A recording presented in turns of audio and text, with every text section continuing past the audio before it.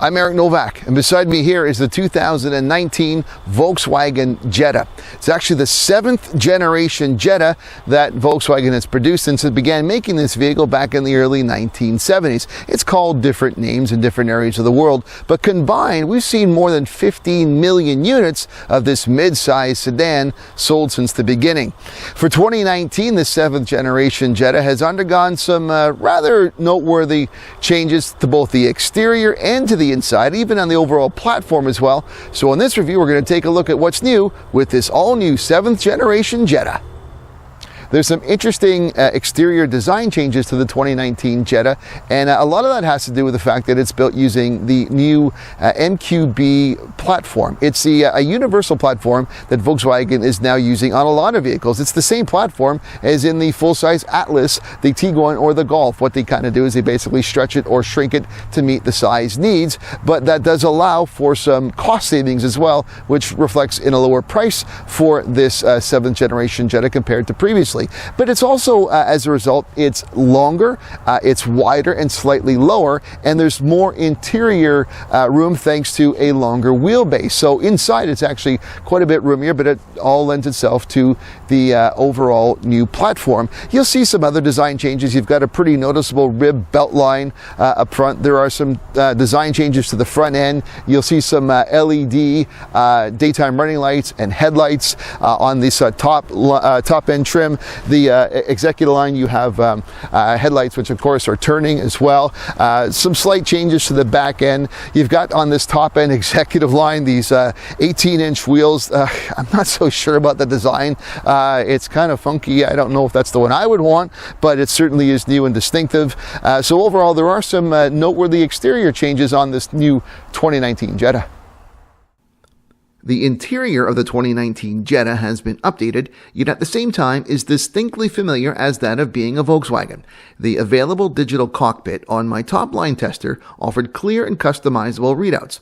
The gear selector and climate controls are well placed and ergonomic, while the center infotainment screen offers a host of functions such as accessing connections to Apple CarPlay and Android Auto. The available 400-watt Beats audio system offers great sound that is customizable through digital slide adjustments so that you can create the sound pattern that works best for you. There are a host of other inputs and readouts to scroll through, and the built-in GPS navigation system offers clear and easy-to-read graphics. All combined, you have a front dashboard that's both effective and efficient. So this new 2019 7th generation Jetta has pared down its powertrain options. In fact, there's really only one powertrain available at the moment. It is a 1.4 liter 4-cylinder turbocharged direct injection engine. It's actually a carryover from the previous Jetta, and you're going to get 147 horsepower, but 184 pound-feet of torque. And it's particularly good at low and mid ranges.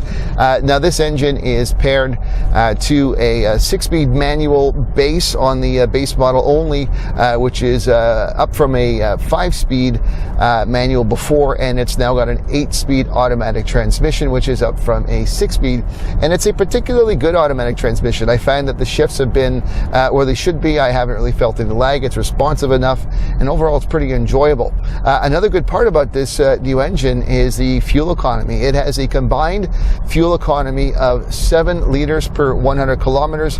That works out to 33.6 US miles per gallon.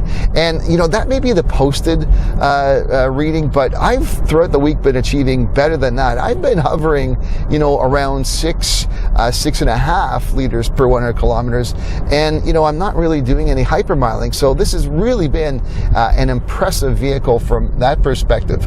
The new platform, that MQB platform, given its extra width and in the overall design, has made for a nice handling ride. Not a lot of sway or in turns. You get a nice feeling of a sturdy suspension. It's not really meant to be a racing, and there are different drive modes here on the executive line, but really I'm not really trying to play for speed and for performance. That said, it's been a nice stable ride overall, and I think it's, you know, been one of the more pleasant surprises of testing out this vehicle is how nice this drive has been. On the interior, there are some new appointments which you take a look at. The seats, for whatever reason, I know Volkswagen makes good seats, but for whatever reason, myself, I've had some difficulty getting ideally comfortable. That could just be me, because it seems that most people who've been riding in this new Jetta have liked the seats. Maybe it's not for me. But overall, this has been a fun ride.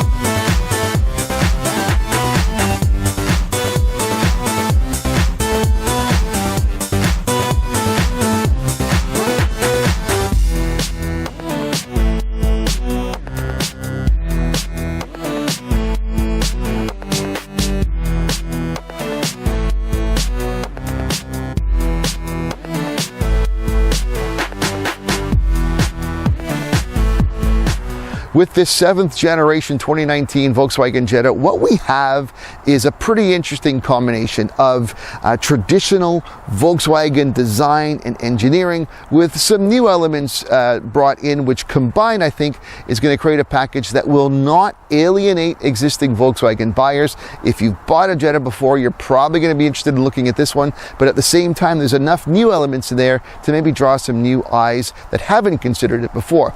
This is not a flashy car. This is not something that's going to get noticed, especially driving down the street. I have some vehicles where weeks I've noticed a lot. It was not the case here, but I don't believe that's the point.